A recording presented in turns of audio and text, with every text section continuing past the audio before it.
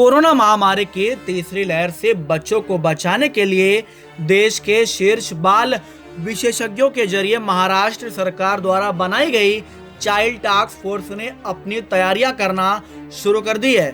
और आपको बता दें, इसके तहत बाकायदा चाइल्ड टास्क फोर्स ने लगभग 660 बाल रोग विशेषज्ञों के जरिए प्रशिक्षित करने की योजना बना रखी है और इन्हें बाकायदा ये सिखाया जाएगा कि कोरोना से संक्रमित होने वाले बच्चों को कैसे संभालना है और इसकी शुरुआत अगले हफ्ते से हो रही है।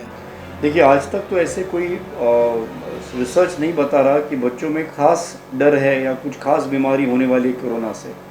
मगर चूंकि अब तक पहले दो लहरों में बुज़ुर्गों को और फिर युवा या उससे थोड़े ज़्यादा उम्र के लोगों को ऑलरेडी कोविड हो चुका, काफ़ी लोगों को वैक्सीन मिल चुका, तो अब 40% जनता ऐसी है जो 18 साल के नीचे है जिनको अब तक ज़्यादा इन्फेक्शन नहीं हुआ, ना उन्हें वैक्सीनेशन मिला है।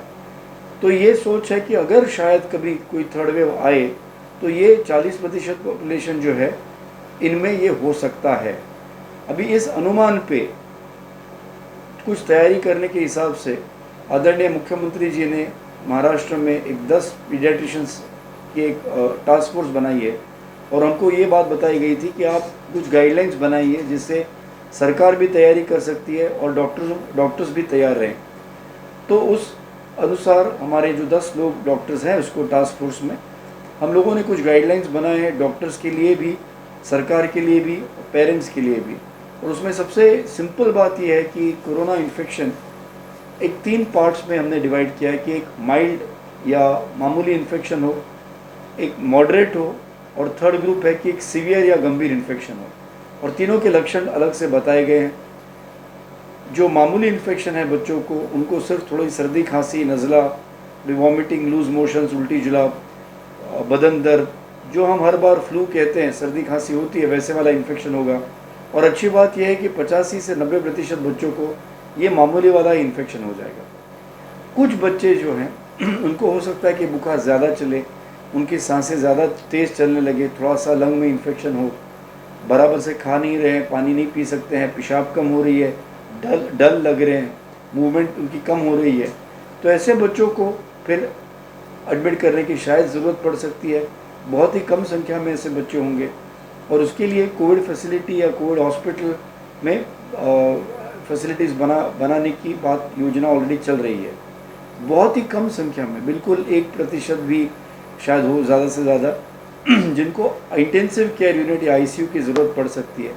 तो पूरे राज्य में अलग अलग जगह पे सरकार के, म्यूनसिपैलिटी के या प्राइवेट हॉस्पिटल्स, मेडिकल कॉलेजेस जहाँ पे intensive paediatric care units already मौजूद है, उन्हें तैयार किया जा रहा है।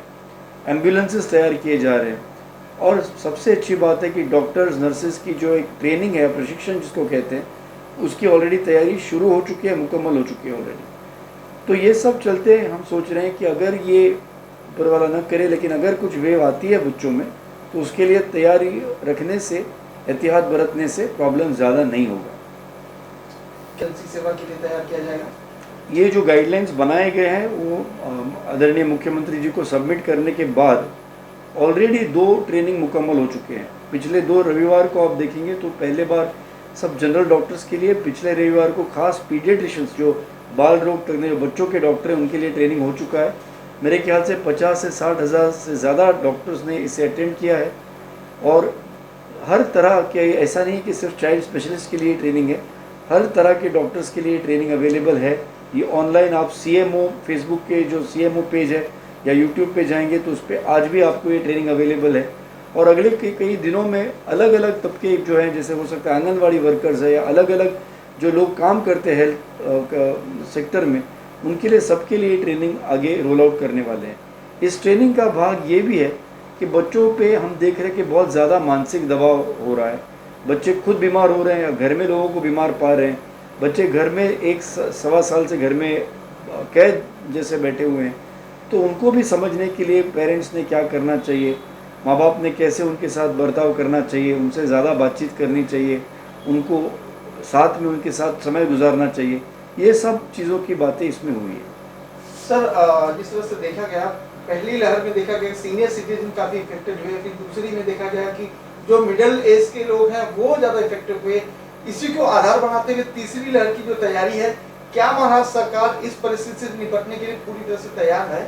देखिए, अभी भी ऐसे कोई गारंटी नहीं है और अच्छी बात है कि ये थर्ड वेव बच्चों में आए, और अगर आए तो ये अनुमान है कि शायद अगस्त सितंबर के बाद हो सकता है। आज ऑलरेडी जैसा मैंने कहा, ये शायद कभी पहले नहीं हुआ कि इतने महीने पहले एक पैंडेमिक के ऑलरेडी बच्चों के डॉक्टरों की ट्रेनिंग मुकम्मल हो चुकी है। ऑलरेडी सरकार उसके लिए जो कोरोना या कोविड हॉस्पिटल या कोविड सेंटर्स लगने वाले हैं उसके लिए तैयारी शुरू हो गई है। उसके लिए जो ट्रेनिंग लगेगा डॉक्टर्स को वो ऑलरेडी हो रहा है। मेरे ख्याल से जब ट्रेनिंग इतनी अच्छी तरह से होता है तो जब हम सतर्क होते हैं तो बीमारी ज़्यादा बढ़ने नहीं देते हम।